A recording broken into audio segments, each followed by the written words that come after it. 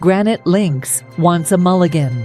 A year ago, Quincy Hills Associates, the company that operates the high-end Granite Links golf course on mostly leased City of Quincy property in the Quarry Hills area of West Quincy, and which is essentially a family business headed by two brothers, with one of them having a long history of controversies and salacious rumors, saw its ask for a 99-year lease extension shot down for ample good reasons by a usually accommodating city council.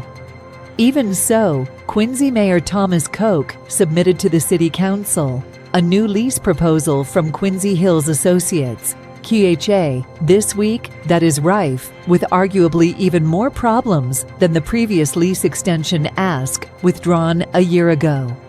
Needless to say, talk about chutzpah, seriously chutzpah. As for examples of things coached up in the new proposal, is to extend the lease is for only 50 years on top of the 20 years left on the original and ongoing lease. Granted, while less than the original 99-year lease extension ask withdrawn a year ago, the new ask still works out to a 40% longer term than the length of the original 50-year lease. So what also for the fact for that QHA was long in default on a variety of terms on the current lease. Examples of defaults by QHA range from not duly providing and then maintaining public hiking trails as obligated, as well as long not addressing design and construction problems with sports fields QHA was further obligated to provide. QHA apparently also failed to take care of the sports fields, as it was obligated to do, and so likely resulted in surely well into six figures of worth expenses instead imposed on taxpayers.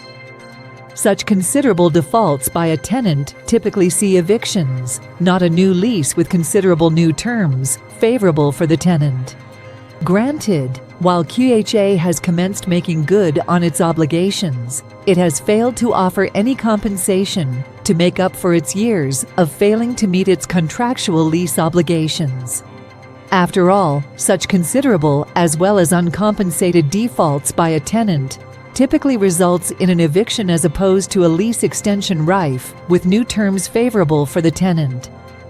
Very favorable. Accordingly, QHA should instead be subject to some considerable numbers of years of strict and independent monitoring before the City Council might merely but consider a new lease proposal, and so pose to QHA the very real possibility of its loss of the course when the current lease is set to expire in 20 years, as motivation for it to comply with the current lease going forward.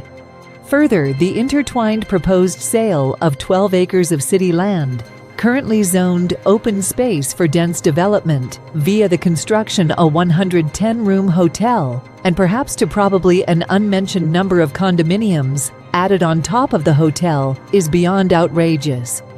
On top of the massive change in zoning, such a land sale should be put out for bid and can only be accomplished to the unilateral benefit of QHA via a home rule petition granting the doing of things against applicable law. In other words, such a deal.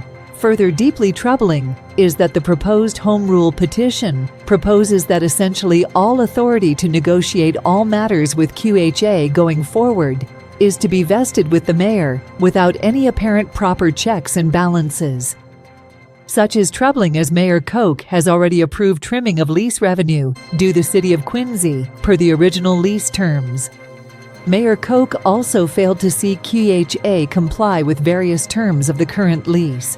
Plus, as the group behind QHA has already scored consequential tax breaks and a well below cost sweetheart deal for upwards of 200 parking spaces in the Kilroy garage, one can only reasonably suspect that more of the same will probably go down behind closed doors with impunity if the mayor's ask to oversee a new lease agreement is approved. After all, with the mayor and probably at least some of the city council already facing investigation and likely sanctions for illegally providing themselves with outsized raises for themselves, One cannot help but wonder if they are looking at this latest outrageous ask at taxpayers' expense as a way to score personal chits, what with at least some counselors looking likely to vote it out of office next fall. In short, the actual Quincy way.